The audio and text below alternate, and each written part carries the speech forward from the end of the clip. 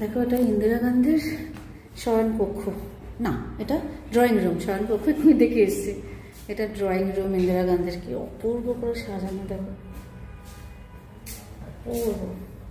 তখনকার দিনে এত সুন্দর আসবাবপত্রে সাজানো, এতটা বসার জায়গা, অপূর্ব। এর আগে সব কিছু দেখে এলাম, কিন্তু কষ্ট হচ্ছিল খুব, যেহেতু আমি ইন্দিরা গান্ধীকে খুব ভালোবাসি, রাজীব গান্ধীকে খুব ভালোবাসি। রাজীব গান্ধীর সব মৃত্যুর পরে জামা কাপড় যা পাওয়া গেছে, অবশিষ্টাংশ, জুতো, মোজা, ইন্দিরা গান্ধীর যে শাড়ি পরে ইন্দিরা গান্ধীকে মারা হয়েছিল সেই শাড়িতে রক্ত লেগে আছে, এগুলো দেখা যাচ্ছিল, মানে আমি নিয়ে নিই, আমার খুব কষ্ট হচ্ছিল। কিন্তু এই ড্রয়িং রুমটা নিচ্ছে জন্য খুব সুন্দর ড্রয়িং রুমটা। দেখো এখানে লিখে রেখেছে, the last few metres of Indira Gandhi's walk have been covered with crystal suggesting a river in flow. A sheet of clear glass marks the spot where the fell. Indira Gandhi was, এই জায়গাটা দিয়ে ইন্দিরা গান্ধী লাস্ট গেছিল, এখানে ইন্দিরা গান্ধীকে ফায়ার করেছিল। অতগুলো গুলিবিদ্ধ হয়েছিল ইন্দিরা গান্ধী নিজেরই দেহরক্ষীকে দিয়ে। আমরা সবাই তখন ছোট ছিলাম অনেক, কিন্তু শুনেছিলাম ঘটনাটা এবং খুব বেদনাদায়ক ঘটনাটা। যেহেতু আমাদের প্রধানমন্ত্রী, আমাদের দেশের প্রধানমন্ত্রী আমাদের দেশের জন্যই প্রাণ দিয়েছে, এই জায়গাটাকে পুরোপুরি গ্লাস দিয়ে বাঁধিয়ে রেখেছে সারা জীবনের জন্য। অপূর্ব, তার সাথে বেদনাদায়ক, কারণ খুব কষ্ট হচ্ছে যখন বলছি কথাগুলো, ভেতর থেকে একটা কষ্ট হচ্ছে। আমরা ছোটবেলা থেকেই কংগ্রেসের সাথে জড়িত যেহেতু, আর তখন জাতীয় কংগ্রেস পার্টি সবচেয়ে বেশি এতে ছিল, তাই না, ক্ষমতায় ছিল সেই সময়ের ঘটনা এটা। সারা জীবন কংগ্রেসের সেবা করে এসেছি, এখন তৃণমূল কংগ্রেসের সেবা করি। অবশ্যই। ওয়াও, কত বড় ময়ূর! মাই ছুটিস না, উড়ে আসবে। এটা জুম করা যায় না, এই সমস্যার। স্যামসাং গ্যালাক্সির সমস্যা হচ্ছে। অপূর্ব, দেখ কি অপূর্ব, দেখ। হ্যাঁ বাবা, উঠতে পারে। চলে গেল, তুই ওরকম চেঁচালেই বলে চলে গেল, আমার চোখের আড়াল হয়ে গেল।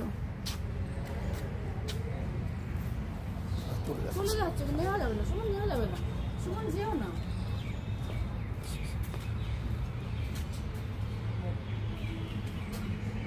আসছে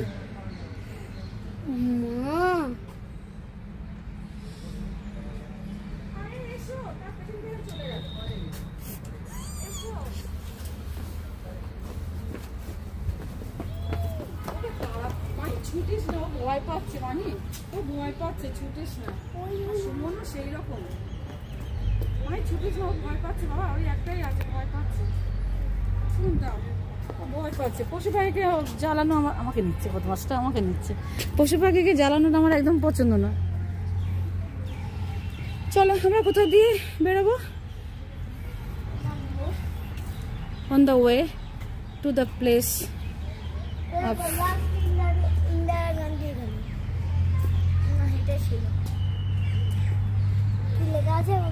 চলো। ক্রিস্টাল কভার দিয়ে গ্লাস দিয়ে ঢাকা আছে, যেখান থেকে উনি স্পেস দিঘা জানিয়েছে।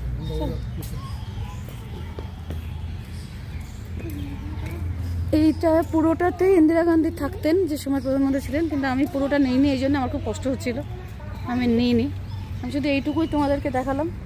ওখানে রাজীব গান্ধীরও দেহাবশেষ ছিল, দেহাবশেষ না, যেগুলো জামা কাপড় পরা ছিল লাস্ট পেয়েছিল, তারপরে যেগুলো জুতো পেয়েছিল, মোজা পেয়েছিল, সবই তো ছিন্ন ভিন্ন হয়ে গেছিলো রাজীব গান্ধীর শরীরের, তো বোমা বিস্ফোরণের জন্য সেটাও ছিল। আমি না নিতে পারি না, আমার খুব কষ্ট হয় এই ঘটনাগুলো।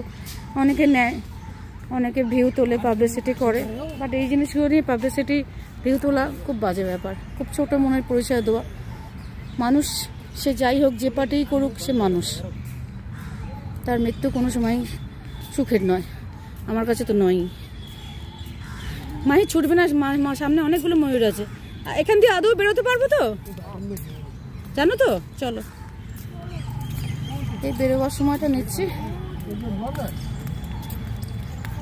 সামনে অনেকগুলো ময়ূর যাচ্ছে।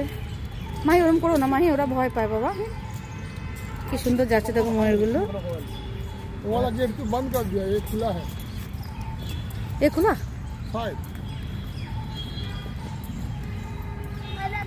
পাখি ওখানে। আচ্ছা দেখছি ওইগুলো দেখা ময়ূরগুলো টিয়া পাখি।